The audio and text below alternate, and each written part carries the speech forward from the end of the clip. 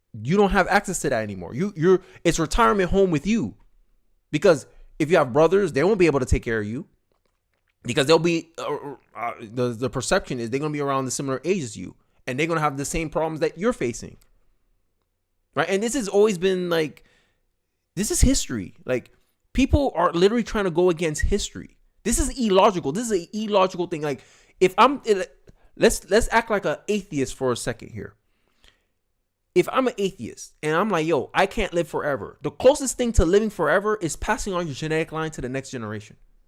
So if I decide, hey, I just want to sit here, maximize my pleasure, have all this fun, all this hedonistic fun. I get to sleep around. I get to have countless sex with everybody. No kids. I don't have to worry about nothing. You're not transmitting your values, because that's what persists beyond you, your ideas, right? It's like, for the average person, it's very rare that there are known throughout history, like Abraham Lincoln, George Washington. It's rare for individuals to be like without any kids, that their memory will live on to the next generation. It's very rare that stuff happens. Because I think as human nature, as human beings, we strive to be recognized and we strive for achievement. And the ultimate form of achievement and recognition is to be remembered. It's to be memorable. That's why during your funeral, no one's, I mean, they could talk about it, but what people who show up to your funeral, what they're really showing up for is, hey, I cared about this person's character, what values this person represents. That's what people show up to funerals for. That's why it's important that people go to funerals, so that they recognize, hey, one day my story is going to end. What will people say when they reflect on my story, my life? That's what your life represents. And DINKs is a very short term. It don't think about the long term. It doesn't think about the long term at all. It only cares about how can I gratify my wants and my needs. And I think I think a culture that's glorifying this stuff is a culture on the way to destruction. Right? We're already not replacing ourselves at a rate. And then when we get older, we wonder why we don't have Social Security. There's not enough young people to pull taxes from to pay for our Social Security. That's why we're declining as a country.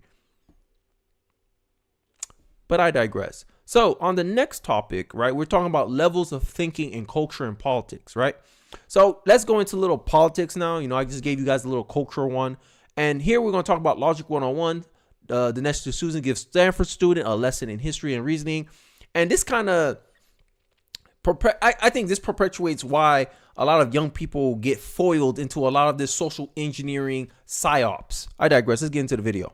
If the Democratic Party supporting slavery in the 19th century means the Democratic Party today is racist, so does that mean that Karl Marx and Engels writing for the New York Tribune, Horace Greeley's Republican newspaper in the 1860s, does that mean the Republican Party is the party of socialism today?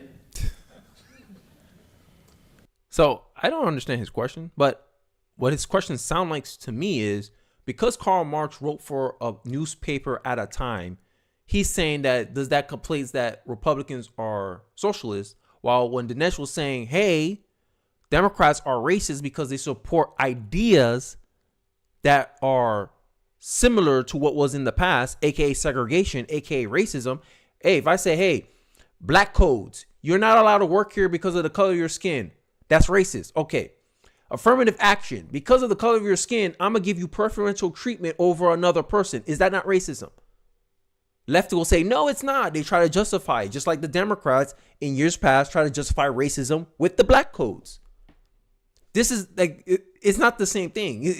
He's attributing like association with, oh yeah, you're a racist, while we're calling out the concepts and the ideas that the Democrats support as being the same thing as it was in the past.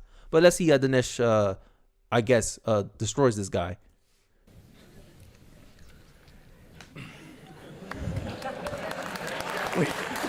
We have here an exercise in reasoning that needs to be put into slow motion to be dissected. Okay, so the reasoning is the following. First, you're contending that I contend that because the Democratic Party was the party of slavery before the Civil War, therefore the Democratic Party is racist today. I would submit that I have made no such argument here tonight. For anyone listening fairly, my argument was that the party of slavery prior to the Civil War metamorphosed into the party of racism after the Civil War. And this racism carried well into the 20th century. In fact, when we talk about things like the Klan, it's always amusing to me. People go, well, what about David Duke? This is the precise type of counterexample intended to mislead. Because if you fairly were to say, let me really look at the topic. Let me make a list of all the Ku Klux Klan leaders, every Grand Dragon and Grand Kleagle, going back to the 1870s to now. And let's just put an R or a D after their name. 99% of them would be Democrats. That's a fact. The idea of David Duke is a false flag intended to camouflage attention and prevent a legitimate generalization from being made. Now, so the Democratic Party isn't the party of racism because of what happened before slavery. The Democratic Party self-consciously embraced racism after slavery. Lyndon Johnson, this is a very good example because Lyndon Johnson... Yeah, before he goes in with the Lyndon Johnson point, that's a big fact that a lot of the people who are big proponents of the party switch, they never want to, I guess, contend with. They always want to focus on the one Republican here or there. Oh, look, they changed parties, so this proves my case. It's almost always a misdirection. They're always trying to let you focus on something else instead of contending with your argument. Right? When you say, hey, all the Dixiecrats were returned to become Democrats. Right? Oh, this person used to be part of the KKK. Oh, he changed. He was no longer this way. Like there's always an excuse or a pretext for why a Democrat used to be a Democrat. Oh, a Democrat used to be a KKK member. Oh, well, that's kind of what you had to do in the Democratic Party. This is a quote from Bill Clinton, by the way. Right? But the Democratic Party never exposed that part of their history. They always try to project onto the Republican Party and say, oh, you guys are the party of Jim Crow, slavery, all this stuff. Because they know a lot of people don't know their history and they can misdirect with it. Right? Levels of thinking, right? But I digress. Let's get back into the video. It's supposed to be a metaphor for the whole Democratic Party. Yeah, he was kind of a racist in his old Texas country boy days, the narrative goes. But then he became a marvelous, morally enlightened person and championed the Civil Rights Act. I would submit that if you read anything about Lyndon Johnson, you will see that this is a flat-out lie. The fact of the matter is that Lyndon Johnson was routinely using the N-word after the Civil Rights Act. And there is the multiple examples of this from Robert Caro, from Doris Kearns Goodwin, from Lyndon Johnson's own driver. This is corroborated, it's attested, it's indisputable, and yet it is pushed under the rug by progressive historians who need the fake narrative. The fake narrative is the narrative of conversion. There was no conversion. Lyndon Johnson, once a bigot, always a bigot. So now a more interesting question emerges. Why would a bigot promote the Civil Rights Act of 1964? And I would submit that the reason for that is that the bigot realized I can't cash in on white racism anymore. I've got to create a new type of dependent class of people who are now going to have to vote for me, and the very people I've been kicking around. Which is true, right? The reason, like, he has to go for... There's a line that Lyndon B. Johnson has been quoted to say, I'll have these ninjas voting Democrat for 200 years. And it was a political strategy. Hey, I can convince these people to vote for me, have them dependent on me, right? This you can make the argument this is why he pushed so hard for a war on poverty, right? To get these people dependent on the welfare state. This is levels of thinking. Like, levels of thinking is like people choose to survive, connect, control, achieve, and there's levels to this. So we're gonna get to more deep into the levels of thinking in the later in this video. But when a people is too, I say, reactionary, I call this first order thinking. It's a mental model when people are impulsive, reactionary, right? They tend to be like, oh, I get a benefit out of this. But they don't see long term, hey, like I'm becoming addicted to this welfare. I'm getting addicted to this lifestyle where my income is not tied to my efforts, my work. And it's incentivizing me to be lazy. And then I become dependent. And then my motivation is shot because, hey, I'm living pretty comfortable right here. Yeah, I would like more, but then that means I have to work more. So I'm comfortable pretty much right here. This is how you create bad incentive structures that you essentially make people addicted to welfare, addicted to helplessness, because they see that given the trade-off, I prefer this than that. You feed a man a fish. If you feed a man a fish, you feed him for a day. If you teach a man how to fish, you feed him for a lifetime. But what takes more work? Learning how to fish. Doing this and getting a fish don't take any work, and you still get your subsistence. But what happened? You become dependent on the person giving you the fish. That is welfare, encapsulated in a simple illustration. But I digress. In this next video, we're going into a video left versus right on healthcare. I've been thinking about healthcare a lot lately since the GOP debates. And this is levels of thinking. Like, this is the topic of this live stream, this video. And I will let CJ kind of give the presentation between the left versus right perspective on healthcare. And I'm trying to tie in how most people tend to think about these issues based on, I guess, a very self-centered worldview. And I'm not saying thinking about things from a self-centered worldview is inherently bad. It's just, hey, you got to know the trade-offs you're making there. That you can cut your nose to spite your face, right? These are usually one issue voters. These are usually people who believe one way or another that their side is better than the other. And my argument will always be with healthcare is that, hey, would you rather have cheap healthcare or free healthcare? If cheap healthcare, like, to me, cheap healthcare is better than free healthcare, because with cheap healthcare, you still pay for it and you have control over it. Hey, I don't need this service. Get it out of here. I don't need this coverage. Get it out of here. Just like car insurance. There's certain things in the car insurance you don't need. You specify, you customize it for your specific individual needs. The healthcare system that we have today is a one size fit all, where you get a lot of coverage that you don't really need. Like, if I'm a fairly healthy person, all I really need healthcare for is preventative care, right? And there's stats out there where, like, the odds of you getting like some big medical emergency is less than preventative health, like preventative care, as in checkups, physicals, right? Because those are more frequent. And the fact that the government forced employers to essentially cover the cost of healthcare is what's causing all this pay untransparency, why we don't have pay transparency and all this other stuff, which we're trying to fight now.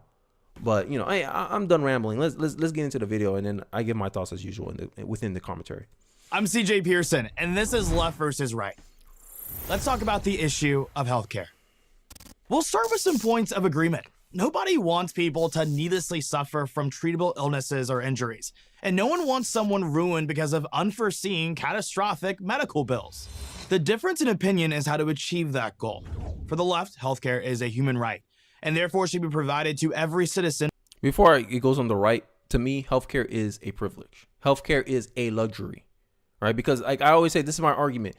A right is something you can do without the consent of another person. I can speak, I can talk, I can think, I can pretty much control everything within my facility without needing the permission of someone else. A privilege is where I require the consent of someone else to require a service, product, or whatever. So if someone's baking a cake and I say, hey, do you want to sell that cake? And the person tells me no, I have no right to the cake because it wasn't made under my own efforts. It was made with his efforts. So I see healthcare in a similar right. So when leftists get all emotional about people when they say healthcare is a right, and you go, well, no, it's not. It's a service. It's a privilege. It's a luxury. They tend to get a little bit heated about that. So I try to, explain why I think the way that I do. So let's continue with the video. By the government. They say that everyone has a shared responsibility for everyone else. So the cost should be shared by everyone. The problem with that is not everyone uses healthcare at the same rate. Some people, the healthier you are, the less likely you're going to be using healthcare, the less frequently you'll use healthcare. The less healthy you are, the more frequently you'll use healthcare. So we all pay the same cost, but some you're using it more than others. That don't seem fair to me. That's not fair. That don't sound fair. Right? But if you're paying your own healthcare, since you use it more frequently, healthcare will be more expensive for you. And since I use it less frequently, healthcare will be less expensive for me. That's a good thing because it'll create an incentive structure where people will focus on getting healthier, being in better shape, being fitter. America, I think, is what we're one of the most obese countries in the world. That's not a good thing. And you want to share healthcare costs? So you're punishing people who are in good shape with the same cost as someone who's out of shape, who are more prone to health risk and health issues. That don't sound fair to me, right? And it's all about perspective here. This is levels of thinking, right? This is the topic of the episode, levels of thinking in culture and politics. People think, oh, we share economically, we share the same cost. You're only looking at it economically. What about usage? What about conditions? What about expenses? Who generates more expense? The healthy person or the obese person? Everyone's going to say the obese person. This is reality. So how is it fair that the obese person pays the same as the healthy person when the healthy person uses the service less than the obese person? That don't sound fair to me. But I digress. Let's get back into it. Through taxation.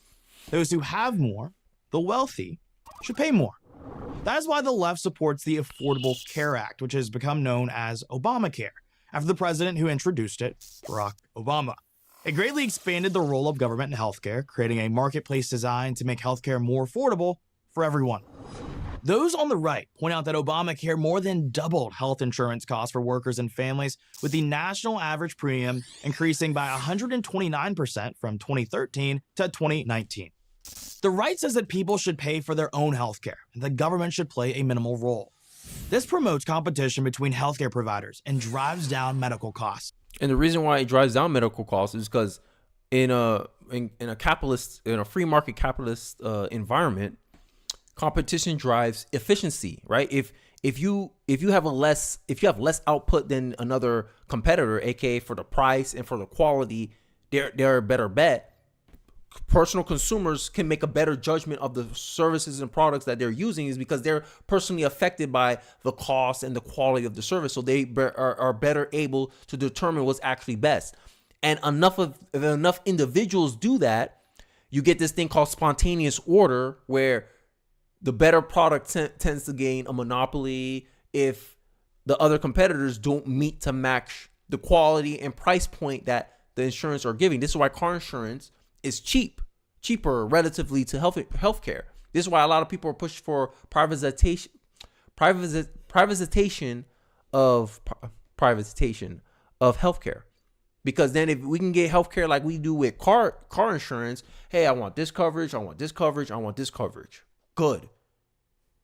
It makes it more cost effective for the everyday average American, rather than having this bureaucratic government, which is Obamacare, arbitrarily decide, hey, everyone has to get this coverage, and the health insurance like, damn, I can't cut costs with the healthy individual anymore. Now I have to put everyone at the same plan as the least common or the most expensive option, which is the person burdened with comorbidities, obesity, pre-existing health conditions. So you charge everyone the same as you'll charge the unhealthy person, and that causes a cascading effect on healthcare costs. That's how I view it. Maybe someone will disagree with me, but this is some of the arguments for why I believe healthcare will be more efficient if we just take government out of it. I can use Sweden as a big example of this, because Sweden, right now, they're starting to try to privatize their healthcare system because they want more efficiency in the system, and it seems to be working. Right? But the left don't talk about that. They love to say, oh, look, we should have free healthcare like Sweden, like all these northern countries, Norway, whatever. But they don't talk about how inefficient those systems are. They don't talk about how long it takes to see a doctor. How these free clinics get so backed up that you have to come early just to get scheduled months in advance. Right? And even in these countries where they allow private insurance provide better quality and innovation than the ones ran by the state. So to me, it seems like if you're looking at a level of thinking, people are being reactionary towards healthcare, and they say, hey, I just want it free.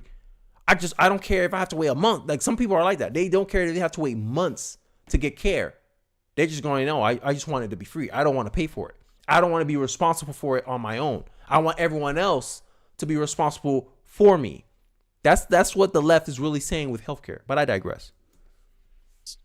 Only when someone is truly unable to afford healthcare should the government step in. The left says that if everyone had free healthcare, everyone would be healthier and costs would come down. The right challenges this because there aren't any examples where this has actually worked. Canada has universal healthcare and costs have gone up, while quality has gone down. For example, the average wait time to get an MRI in Canada is 3 months. In the US, you can get one in a day. The left says... But people don't see that trade-off, right? They don't see that trade-off. They're like, oh my God, healthcare is expensive. I had to pay $600 just to get a scan. Sometimes $1,000 just to get a scan. But you only have to wait a day. Like, you want something free, but it takes 3 months for you to get the same result. Like, people don't recognize trade-offs when it's not obviously in their face. And I think a lot of people, they fall in, this is popular on the left, they fall into this line of they want to criticize America and everything America do is bad. I digress. Let's get back into the video. Is that long wait times for government-run healthcare may happen, but that the quality of the treatment will not be affected. Everyone will at least get the same quality of care, even if wait times are long. But the right says if the government takes over healthcare, who is accountable when things go wrong? In a competitive situation, healthcare providers are subject to lawsuits, reputational damage, and the subsequent loss of business. But when the government is in control, the consumer has nowhere to turn. And this is one of the biggest problems with nationalizing healthcare or socializing healthcare is that there's no longer any accountability, right? You see it with the government already. When the government messes up, whatever, it takes too much, I guess. It takes a lot. It takes it takes scale to make the government notice that they're doing something wrong. While if you're a consumer, you just be like, I'm not paying for this. I'm done with this insurance anymore. I'm jumping to another insurance. And then that person feels it. Oh, we lost revenue from this one customer because there's an immediate consequence.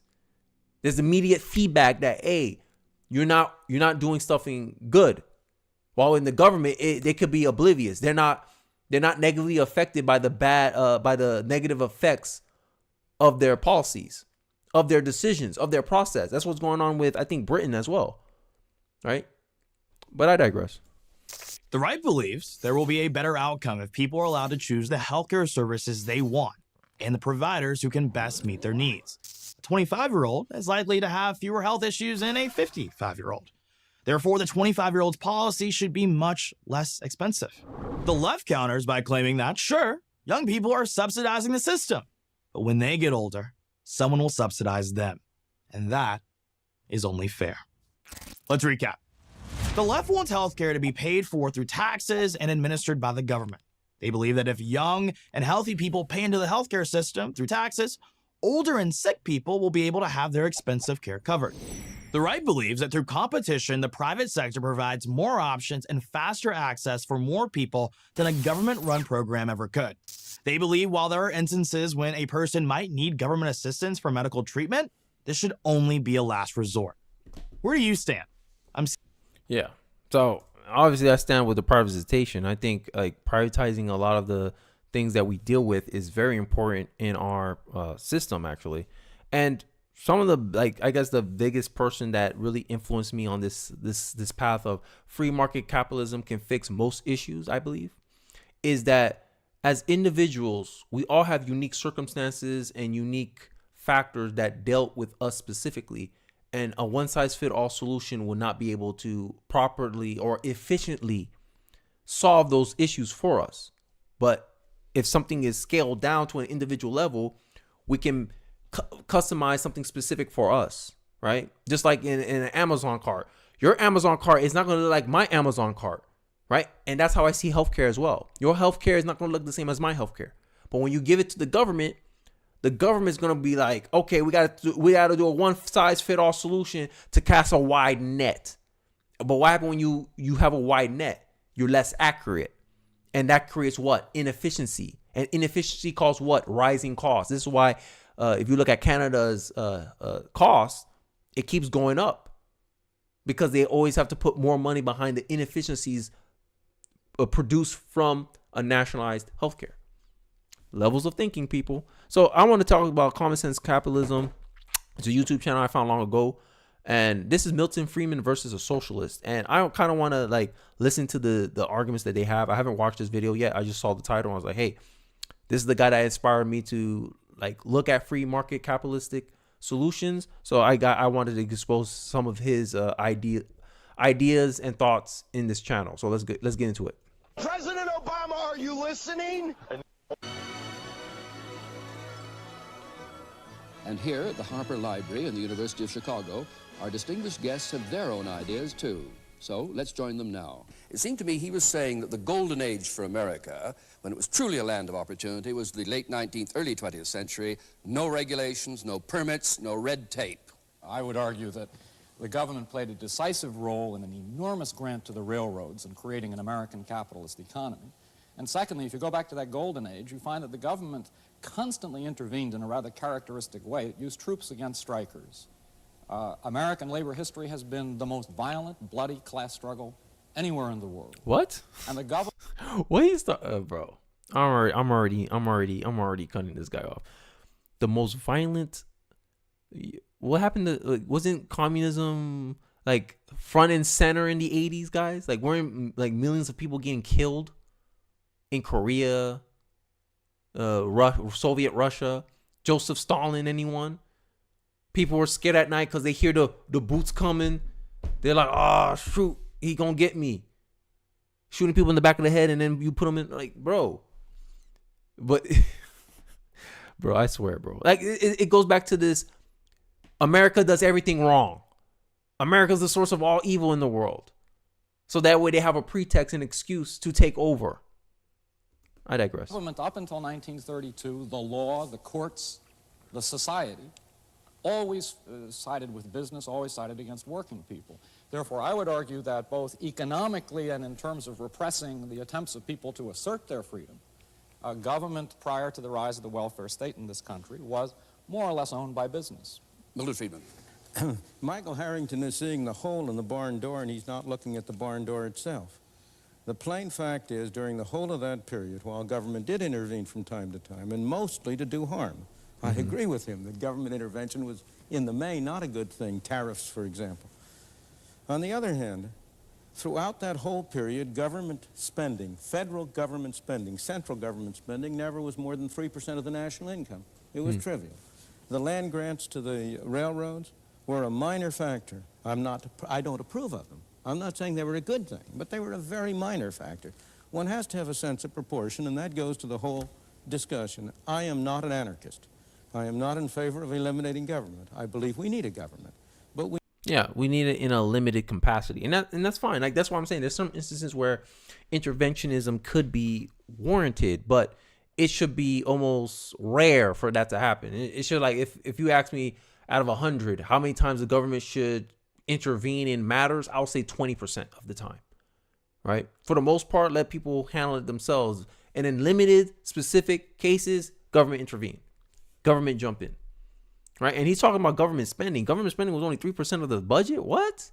Not today. With modern monetary theory, we spend way more money than we actually generate with our tax revenue. And I don't know how in the future America will sustain itself going forward. Like, we got to get the budget under control, but it seems people just want to spend. And that's kind of one of the issues that younger millennials, like young millennials, like me and Gen Z, why we like Vivek so much, is that he's willing to, hey, we got to cut the bureaucracy down. We got to stop spending money, because end of the day, the baby boomers, y'all on your way out. I'm just being nice here. Y'all on your way out. So y'all could be like, oh, yeah, $3 trillion, that's fine. Because y'all ain't going to be on the hook. Y'all ain't going to be paying for this in the long term. You pay for it a little bit in a couple of years, and then you on your way out. We will be saddled with that. You kicked the can to us, and now we're sitting there like, yo, we didn't want all these wars. But the people who wanted all these wars, they're not here anymore. And now it's our mess to clean up. And this is why I think a lot of young conservatives are seen as almost radical in a way, because I see how commentary towards Vivek, people go, oh, he's too radical. They like to, whatever, because that's how millennials feel. This is how younger conservatives feel. Like, yo, you're being pushed out of the door. Like, they're like, oh, wait, you're too young for this. Yo, you're too naive for this. Oh, no new wars? Because all we see is that $35 trillion debt that somehow we have to think, how can we not make this worse for the next generation that's going to come after us? I mean, that's something I'm considering, right? This is I think one of the differences of opinions about, oh, we can do both. It's more expensive to do both. It's more expensive to spend for the border wall and funding Ukraine and Israel. That's more expensive. Where we could say, hey, Israel, Ukraine, y'all better go on peace deals. We good. Let's focus on our own border. It's more cost effective to focus on one solution, because when you split your attention, you do a shitty job doing the three. It's better to do one task than then try to do three at the same time. It's less efficient. I digress though. Let's get back into the video. We need a government that sets a framework and rules within which individuals pursuing their own objectives can work together and cooperate together. Exactly. And they work together and cooperate together not only in economic areas. Well, Michael Harrington? I just think that two things. One, to view freedom positively, I think people over 65 years of age in the United States today are freer now because of Medicare. I do not think that the freedom to die from the lack of medicine was a very good thing. Secondly, related to industrialists, I think that one of the startling things about American history is that when Franklin Roosevelt was saving the system from itself, the main beneficiaries were screaming bloody murder at him for being a traitor to his class, when he was in fact the salvation of that class. And I think if you look at our history, I do think you find a tremendous myopia on the part of industrialists, and you find that the positive increments to our freedom, interestingly enough, have not come from the college graduates, but often from people with, not from the best people. It's come from working people. It's come from poor people. It's come from blacks and... of course, the socialists will point to there. But when he's talking about how Roosevelt came in, Franklin D. Roosevelt came in, and he saved a lot of the policies he did kind of exacerbated the problem. For instance, he was regulating prices for farmers. He was paying farmers to grow a specific crop, and that caused shortages on other items, right? It also caused shortages on some of the crops that he put price controls. Hey, we don't want rising prices. Here's a flat price. And those things sold out immediately because it wasn't the value, the forced price control was lower than the actual value of the item. So you had a shortage. So then no one had access to it after that, right? The run on the banks, bro. A lot of economists make arguments of how a lot of the labor regulations, a lot of the things that Roosevelt did exacerbated the Great Depression. If you look at it in the Roaring 20s, I think it was like 1920s, they had a recession. The recession only lasted 1 year, and that's without government intervention.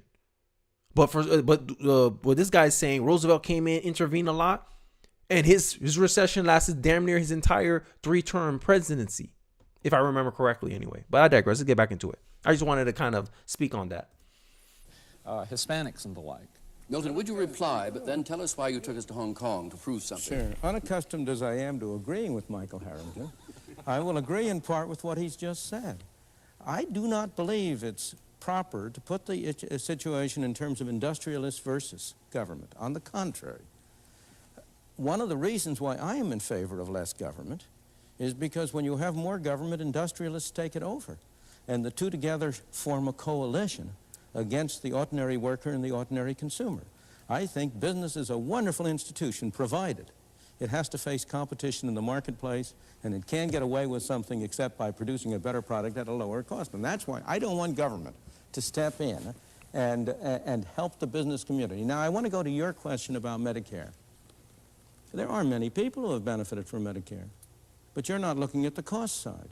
What has happened to the people who are paying for it? It isn't, we don't have a free good. It isn't coming from nowhere. Yep. And are they benefiting from it in a cost-effective way? Those are the questions. It's demagoguery, if you'll pardon me, Michael Harrington, to say the people who have Medicare are freer. Of course, in one dimension. But they themselves have been paying all their lives And have they gotten a good bargain? At the moment they have. The young men, the young working people who are going into Social Security now, they're going to get a very raw deal indeed. Milton, interest. Yep. That's what's happening right now too, right? Like Social Security, right? My generation, I'm a millennial, right? I'm born in 1996. We're not expected to have Social Security by the time we retire. So we paid for it, right? And technically, we paid into the system. Technically, we're paying for the older people, right? But by the time we get their age, we have a less of a benefit than they do, right? They're baby boomers, their generation right now, driving up costs, increasing inflation, thanks Joe Biden, to the point where by the time we go out there to retire, we won't. There's no expectation for Social Security. It may not even be there anymore. Hell, they may raise the age of retirement because there's not enough budget for them. There's not enough money out there to sustain Social Security. And no politician will talk about it because at the end of the day, it's not popular to say this. Because what, 66%, almost what? I think a large percent, like there's a big portion of our spending that's for Medicare, health, Medicare, Social Security, and what was it? I forgot. And entitlements. A lot of it do for entitlements. And people will get mad about me saying that because, oh, I paid into the system. No, you're paying for someone else who's retired already. Your tax dollars is paying for the previous generation to retire. You didn't pay into anything, right? And then we're paying right now. My taxes are paying for people who are going to Medicare right now. I ain't going to have the same good. And this is what Milton Friedman pointed out. And he's so right on it. And he called this out in the 1980s. These are the kind of videos I like to show you guys. Like, look at what people were saying in the past when they don't have any evidence in front of them. Given the information they had right now, given the things they had right now, what was some of the conclusions people were arguing for? What was some of the things people were saying? And now it's reality in 2023. It's common knowledge now that Social Security won't be there by the time millennials retire. We got a raw deal. Does that sound fair? We paid into a system and we don't even have access to it. But baby boomers got to have access to it. Gen Xers may get access to it. And by the time it's our turn, there's nothing left. And this is why a lot of millennials are in favor of Vake's policies of no war, stop spending, get the money under budget, is because we can't afford the further kicking down the can of debt to us. We can't afford that. But the baby boomers, they can afford it because given how much of their life they have left, they're not going to be affected by that. That's why people revere Trump so much. He's trying to bring solutions that will outlive him because he cares about the future because he has kids. Lindsey Graham don't have kids. Lindsey Graham don't have any kids. So he don't care about the future of this country. He cares about, hey, as long as I die comfortably, I live for myself. Just like these dinks that's being popularized in our culture today. That's what the government wants. They want people that only cares about the present. They don't want you caring about the future. Because if you cared about the future, you won't let a lot of these politicians do what they're doing right now. This is why conservatives push against dinks culture. Why we say this is meaningless.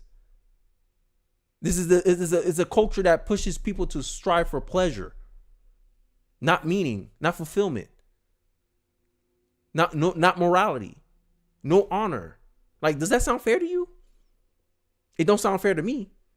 So let's get into the main event of this video. This is a YouTube channel called Ho Math, and he did a whole diagram about levels of thinking. And I watched a little bit of it, and I found this video fascinating, and how a lot of these concepts you can apply it into politics and into our culture today. So let's get into the video. Thinking. It is theoretical, which is fascinating, and it also has colorful jokes. I use this diagram a lot in my videos because it helps explain some of the wild things that people say and do. It's based on the work of several researchers. I'm trying to make it easier to read for a wider audience. This is my interpretation of a model of consciousness that I studied. It includes quadrants, levels, lines, states, and types. Today I'm talking about levels. I want to make a big, long video explaining each level in detail, but for now I'm just going to do this short version to get it out of the way and get the ball rolling. But before we get started, here are some misspelled vegetables, because I'm told that it helps if I'm cute. Here's a cactus. So these levels are stages of psychological development. They have been studied by numerous researchers. Some of the most famous models come from Jean Piaget. Here's a snapshot of his work. And So yeah, Jean Piaget, the only reason I know about him is because of Jordan Peterson. And I think one of the things that makes me unique as a political channel is that I want to bring in other disciplines into politics, right? History. I mean, his politics already had history in it, but like the psychological analysis, scientific, technology, right? Behavioral. Like I like to bring other things and cross references and kind of use it to explain why, hey, look, why most people vote for certain politicians or why most people are single issue voters is because of a concept called rational ignorance, or just a theory, some type of theory of knowledge that if given a cost, hey, you have 8 hours, would you rather spend 8 hours learning how to code or learning about politics and history? Most people will say learning how to code because there's more direct benefit of learning those skills. You can have a higher income, more work flexibility, more control. You get me? So people will make that obvious choice, and they'll logically choose to be ignorant about politics.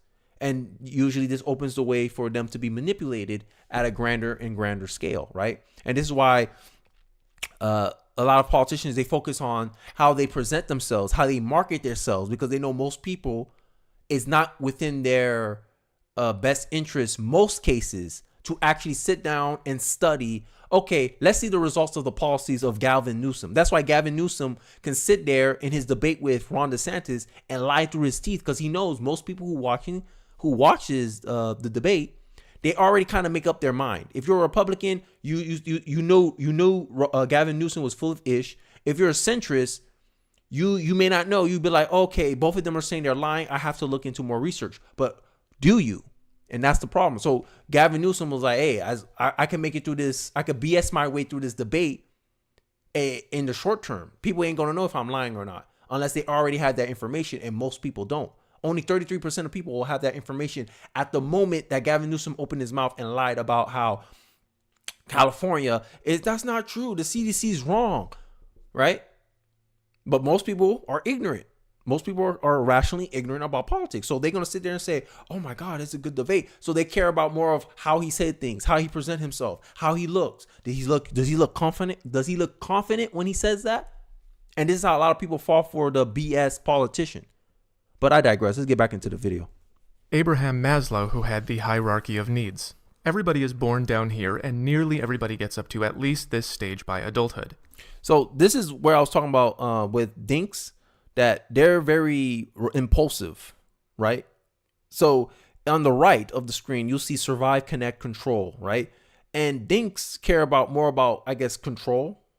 And I could say even belonging in a way, right? Which is where the diplomat conformist is at. Because in social media, it brings this almost an artificial sense of culture. And in this culture, which is what was pointed out in the DINKs video, there's this trend that's going on with news articles saying, hey, look, your life could be so much better if you're child free. They're even attempting this with gender dynamics. Oh, women are stronger hunters, and no one believes it. But they know, hey, social engineering works. So we're going to keep pushing this misinformation out there until the younger generation starts agreeing or start consuming this stuff and believing this stuff.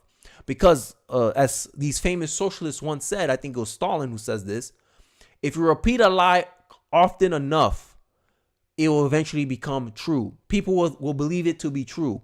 And that's what a lot of social engineering is doing. And I think this is what DINKs culture, in reality, this is what it is. And I think this is what's destroying Western culture, is that a lot of these social engineers are out here pushing out fringe theories and try to cook the books to push a certain narrative and repeat that narrative until you believe it. And I want to create a more introspective people who can fight and resist this kind of tactic, if I may say so myself. But I digress. Let's get back into the video. There are many factors that determine how you will develop and when, including your surroundings, your choices, your culture, and the brain you were born with. These are the quadrants. They are different ways of looking at reality. In this case, this would be your mind, your brain, your culture, and your society. So this is a very scientific way of explaining how a lot of this stuff pertains to politics, because Andrew Breitbart once said, culture is downstream of politics. And politics or politicians, the mainstream media, this is why media is so important. Media can control, media as a system, which they control how you relate to surrounding things, right? Hey, look, it's racist, it's fat phobic to call someone fat, to question their weight, to tell them, hey, you don't fit here. AKA essentially trying to get you to relate to the truth as something negative if it sounds negative to the offended party. Men can be women, right? This is how we relate to each other through our surroundings. Culture, big proponent of that. And media, they know media can kind of influence culture. And if they can influence culture, we can influence the mind, right?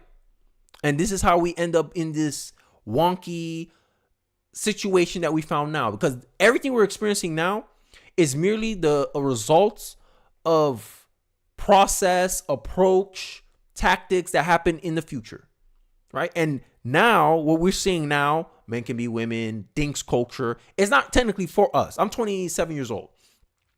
All this stuff is not for us because we already kind of made our minds. We're kind of already developed enough to resist this stuff. But they're already talking Gen Z, Gen Alpha. Gen Alpha is like what, 9 years old right now? No, actually, sorry, 13 years old right now, around there. That's who this stuff is for. It's for them. It's to influence them. 7 more years of this stuff, and then now it's going to be the norm for kids under 40. Majority of young people don't want kids. 70%. This is the outcome they're looking for. The slow march through the institutions. You've been warned about this stuff. Marxists know this to a T. And I kind of going to break it down in my view. Let's get back into the video. They all happen at the same time because the mind is the brain and culture is a lot of minds and society is what those minds do. I should also say that people are never really in a level. You just slowly develop the ability to think at higher levels as you gain experience, but we all use the lower levels every day. When you have to use the bathroom, for example, that's a level 1 process. It's not. And it goes as you grow up too. Like it's like my kids, my 3-year-old and my 5-month-old sons, they're at the 1 stage. They're just trying to survive. Hey, listen, and my 3-year-old is now trying to connect now. Now he's starting to understand social dynamics, and he's starting to understand, oh, this is my mom, this is my dad, I'm Callan, this is my brother. He starts recognizing now he's starting to try to communicate, aka he's trying to connect. And we're supposed to go through these sense of awareness as we grow up. But our culture, social engineering, our algorithms, our TikToks is kind of stifling our sense of awareness, right? We stop at belonging. Now we don't want to achieve anything. Now we don't want to understand anything. In some certain levels, people want to achieve, but that's for the more ambitious people. But people want to belong to something now. And after that, they try to engineer you to, hey, you need to belong here. You need to belong here. You need to belong here. Oh, you're trans. That's why you get this dinks culture. Hey, we're just a couple that don't want kids. But no, we gotta find a label for things. It's this sense of belonging. This social media culture that's trying to incentivize us. Oh, you need to belong to something. You need to label yourself something. I digress. Not a complex style of thought, it's just a feeling or an urge. So some people make it up to higher stages and some people never do. Most people on Earth spend most of their time in these 4 stages, and this one is only very common in modernized places. And it's the first stage where you can adopt a world-centered level of understanding, which means understanding how people think the way they do based on where they're from. Before that level, there are right and wrong ways of thinking, so you would either be doing it right or you're not, and then they would say you're either doing it right or you're not. So this is relativism. This is the point of relativism. Like, and you see the left do this a lot. They think, it's because of your culture, you're taught this, your morality doesn't mean it's actually right. It's because they don't believe in the concept of objectivity, right? There's something that exists outside themselves that validates their conclusions or not, right? When they say all cultures are created equal, this is what they try to say. But to me, I don't believe all cultures are created equal. If you look at the proof, you look at the evidence, hey, here's American culture, here's African culture. Where do people around the world want to immigrate more to? American culture. Why? Because American culture produced a certain result that everyone, the majority of people on this planet Earth, find positive, find beneficial. And that culture gets rewarded for what? Good results, more people. But also we get more problems, right? But these same people will try to say, oh, no, all cultures are created equal. No, the results don't say that. And that's usually where I tethered my sense of morality to. It's like, hey, functionally, this doesn't make sense, right? Men can't be women. Functionally, doesn't make sense. You can even look at it from if you're looking at it from a human perspective. Dinks is in the same format that I'll say gay people are. Oh, you're living a lifestyle where essentially you're a genetic dead end if you don't do surrogacy, right? Because all I have to do is say, hey, if 100% of people lived your lifestyle, after 60 years, the whole village ceased to exist. Dinks is the same concept here. So if I'm acting from a functional perspective, is that a good culture? Because essentially, if you look at it from, how you call it? I forgot what it's called. Natural selection, all right? Which is, in my view, the universe, God, creator, programmed the world to operate. Hey, good cultures prosper and lives on to the future. It's timeless. It's sustainable. It's durable ideas. Bad ideas have a short limelight and dies off. It doesn't have any endurance, durability. It don't stand up to scrutiny. Doesn't stand up to the test of time. That usually what validates a good idea or a bad idea for me, and that's usually why I tend to be. That's why I think I'm a conservative, because usually I like timeless wisdom. Timeless wisdom existed for all centuries. Why? Because it stood the test of time. But I digress. Let's go back into the video. After that, it's more like, well, maybe I would think that way if I was from there, or maybe I would be more like you if I lived your life. That's where global thinking begins. Speaking of global thinking, this is my first sponsored video. It's brought to you by Atlas VPN. Sponsorship. I'm going to skip real quick, guys. Bear with me. And we're back. Say that higher does not always mean better. Some people watch my videos where I talk about my mistakes and they say, oh, you think you're at a high level? You sound like a jerk. But higher doesn't mean better person. It means more aware. So here's the lower level of awareness. Yeah, I think a lot of people don't have, that's what I'm saying. This is catered to development, human psychological development. It's about awareness. It's not about, being smart, being galaxy brain. No, it's just like, how aware are you of yourself and your thoughts and your philosophy, right? And I think a lot of people, their awareness is let's get into the video. Their awareness is third stage, like he said. How they survive, how they connect, how they control, and how they belong, right? And I'll give more examples as I go in.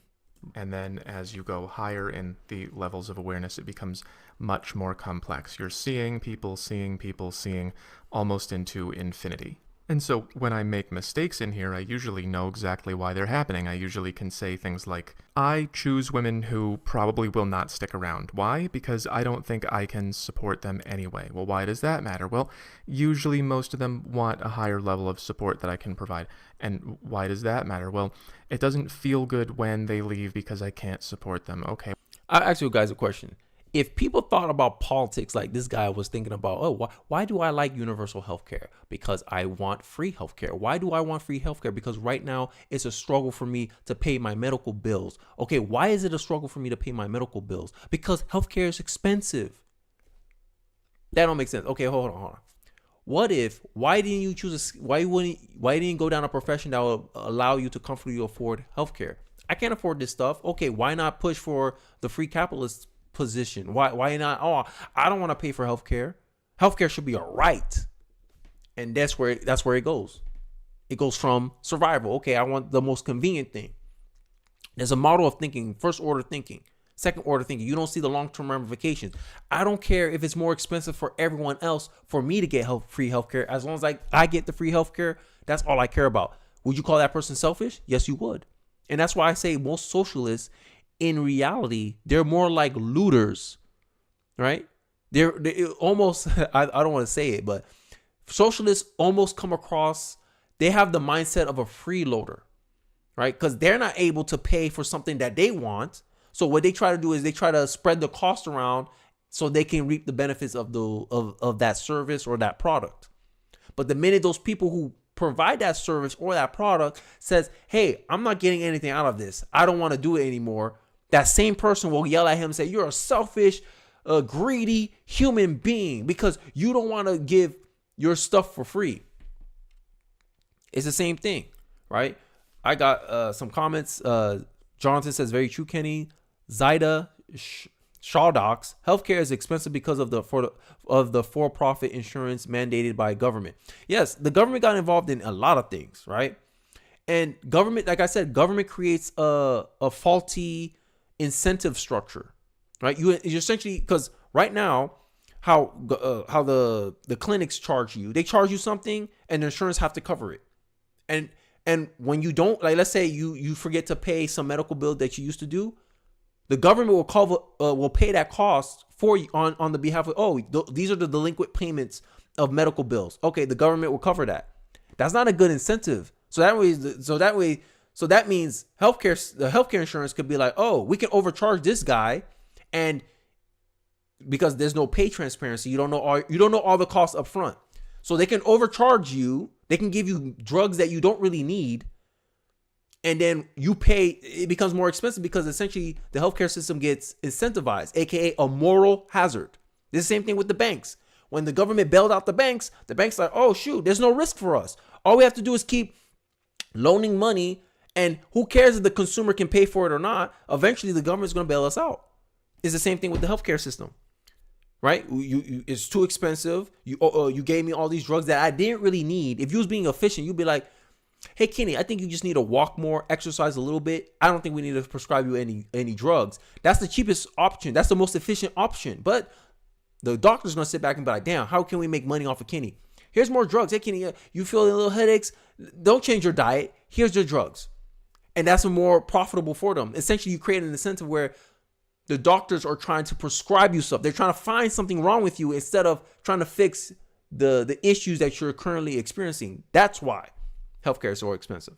But in a privatized situation, if healthcare was privatized, like in like car insurance, the incentive will change to, hey, we're not trying to spend money because we're just trying to get free money off you for the possibility of using insurance. This is why in car insurance, you essentially pay for people who get into accidents, and the less likely you are to get into accidents, the more profit they make. So they reward what? Good drivers. They give good drivers a better deal on insurance than people who had a track record of going into car accidents. Healthcare could play the same role. Healthy people get a least expensive healthcare compared to unhealthy people. Now, some people say, hey, that's not fair. But that competition will create a hole in the market where someone say, hey, we service high frequent healthcare users for a low cost. All of them will jump to that person because that company is fulfilling a need. And this is one of the cases for privatized healthcare. But, most people, they just see it from what's more convenient for them in their specific situations, regardless of how it affects the group as a whole. But Zaid rhymes with blade. So Zaid, I guess. I digress. Thanks for commenting, though.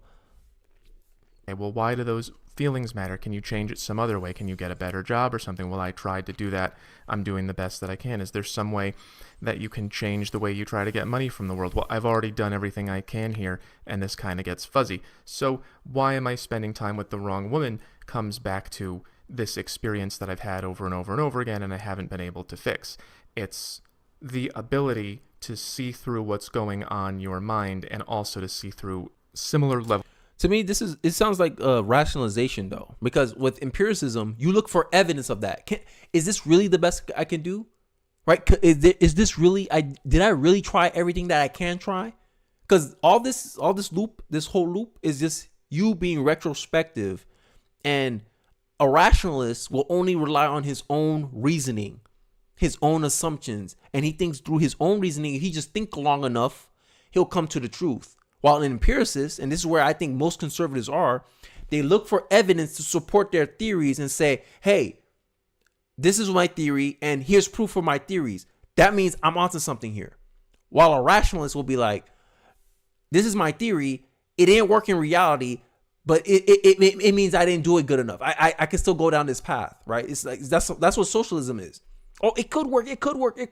We just haven't done it right. But reality is showing you, hey, your ideas don't work. Give up on it. No, let's find a different way of doing it. But I digress. Levels of complexity in what's going on in the world around you. So it's not about being good, it's about getting it.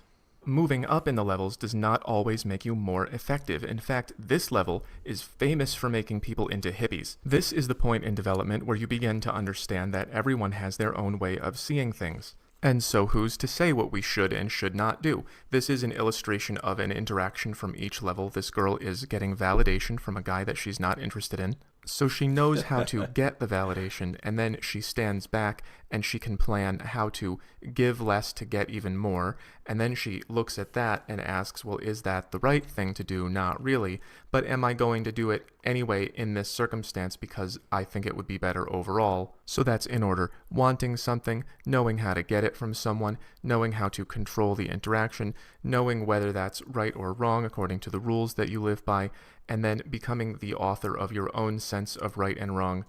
So that's the most dangerous thing to do, is being your own author of sense of right and wrong. And as a society and in politics, the rules are what the society agreed upon. So that's what, is used as the moral compass.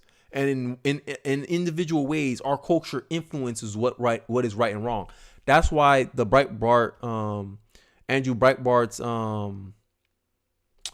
quote that politics is a downstream of culture is so true, is because if we can influence society, right? And this is what the left is doing. This is what Marxists do. This is what cultural Marxists do.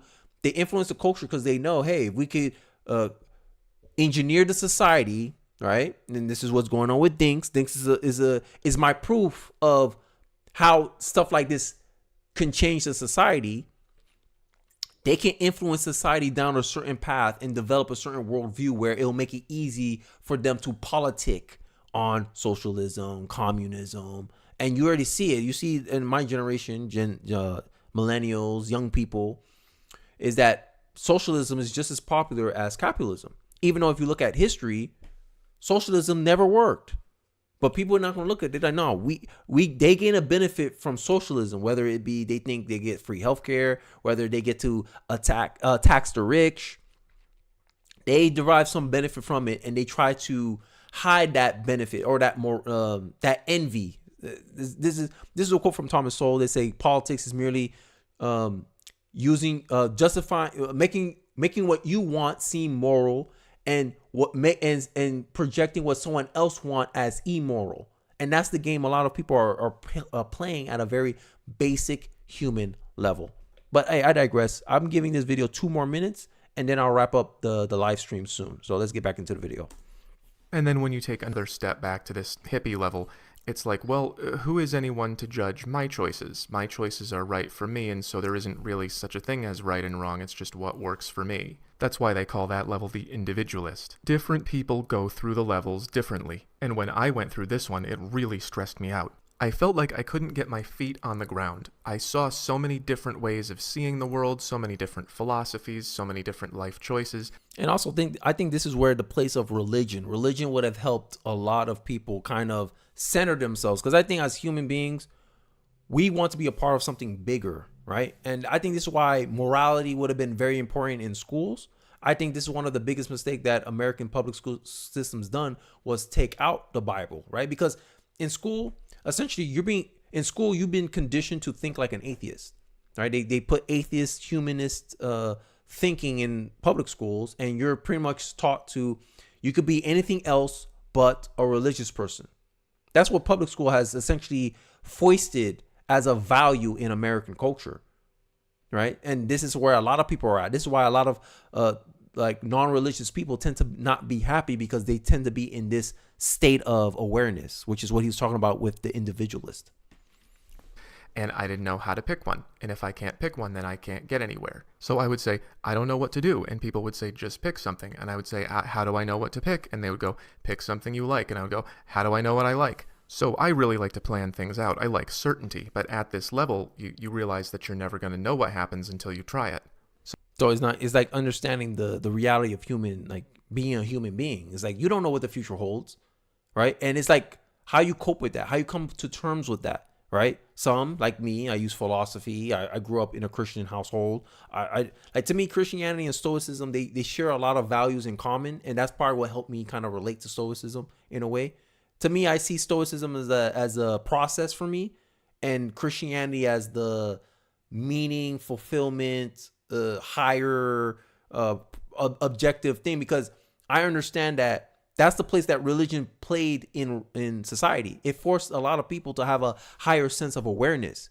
But in this hedonistic culture that we live in right now, we got the red pillars, we got liberals that want to having kids.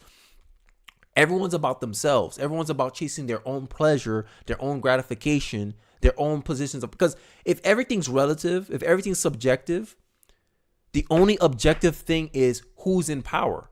And might makes right. This is the philosophy that will eventually come about in a culture that does not have an objective morality. And this is why this idea right here is so confusing, because everything's based on a subjectivity.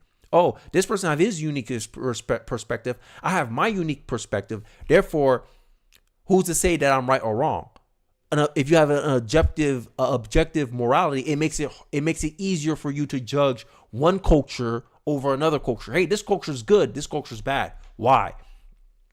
This culture respects more human rights. More humans are thriving in this culture. This culture produces richer people than this culture. And if you have richer people tend to be more charitable than poor people because they have more discretionary income, right? Objectively, is it not a moral good that is being given to the world? Isn't it the world better for this culture existing? Yes or no? Right? And that's how I get over the subjectivity. I judge things based on the function. And the reality is, in human nature, we're essentially here to come in, contribute to our community. Right? This is kind of how religion teaches us. Contribute to your community. Your community rewards you for contributing to your community, aka you become a billionaire like Elon Musk because you bring people to space. You're making people see again with Mr. Beast, right? You contribute to the community and the community gives you back, right? It's a mutual benefit, right? And I think Jordan Peterson talks about this too, is that the best, the best environment for human flourishing is reciprocity, like being reciprocal, right? You benefit, I benefit, win-win. That's the best situation you can get to, right? So if your win-win is, hey, I want free healthcare, but majority of the taxes come from the top 20% of taxpayers, that means the 20% of the population is paying 80% of the taxes. Is it really free, or you're just extorting a minority group of people for your own ends? Most people say that's not right. If I told you, hey, you're responsible for 80% of this outcome, but we're supposed to equalize the reward for it, you're gonna feel some type of way. You're gonna be like LeBron James. Hey, why do I get paid the same money as the bench warmer, where I average more points, more rebounds, more assists than you? I have more playing time than you. I play 30 minutes a game. You barely get in the game, but you're getting paid the same as LeBron James. Many people will say that's not fair, but we don't view healthcare the same way. We don't view, oh, let's nationalize healthcare. No, privatization is the best route in my view, and listed out based on those reasons, because we know human nature. Human nature, we're going to get resentful if we find out someone got the same outcome as us and they didn't work as hard as us, or they didn't get the results the same way as us. They didn't have the same output as us. Some people feel some type of way, and you build incentive structures where when people are falling behind, they want to strive to be comparable. And I think that's the best we can do as a culture, because creating a reciprocal transaction is the best case forward for our culture and our society, right? But I digress. So it goes what I see, what you see, what works for me, what works for us. And then, hey, look, those people have a different thing that works for them. That's level 5, when you can say, okay, I'm like this because I'm from here, and you're like that because you're from there. That's you able to observe different cultures, but you get it. Like if you look at this map. And then at level 6, it's, well, where I'm from is really just myself. Everybody is just from their self. And so how can oneself have an idea that's better than any other self. Whereas at an earlier level, you might be able to say something like, well, my dad was an accountant, and so I'm an accountant. That's just what we do, and you don't have to deal with any of this uncertainty. So higher is more complex, but complex is not always good. The way I explain it is that you can have a really good shoe or a really bad car, and I think what I have is a sinking cruise ship. I appreciate you for coming out, Zaid. Handle your chores wisely. I'm about to wrap up soon anyway, but you guys, I always leave the link in the descriptions below for the videos. But my closing thoughts for this video is that when you think very subjectively, you see this hellstorm that you put yourself into. Oh, this person relates to this person, and this is why chasing virtue is an important thing, I believe, in human nature, right? And however you get your virtue, you can get it from religion, right? And I'm conflicted between the two. I grew up Christian, but I like Stoicism because I believe, striving for virtue is a personal journey, right? But essentially, when you are the own arbiter of morality and what's best for you, you tend to do stuff based on what's in your best interest. And, conflicts of interest exist. And it becomes almost a battle of power if everything's relative, if everything's subjective. Oh, I see a fox. You see a lion. Who's right? Who determines who's right? Whoever has the power, whoever has the leverage. And this is how dating has become, right? Women are trying to get money out of men without sleeping with men. Men are trying to get sex from women without investing any time, emotion, or money from them. It essentially becomes a war. There's no reciprocity. No one's trying to get a win-win situation. Everyone's trying to get one over the other. And it becomes a game of dominance. And I don't think a stable society can maintain itself with many people doing that. But hey, I digress. Hope you guys enjoyed the video. Hope you guys enjoyed the live stream. I appreciate you guys for coming out. Appreciate you guys liking the video, liking the stream. I hope you find this stream enjoyable. Hope you guys have a good weekend. Happy holidays. And I'll catch you guys on the next live with Kenny. Hope you guys are doing well. And I'll catch you guys on the next live with Kenny. Peace.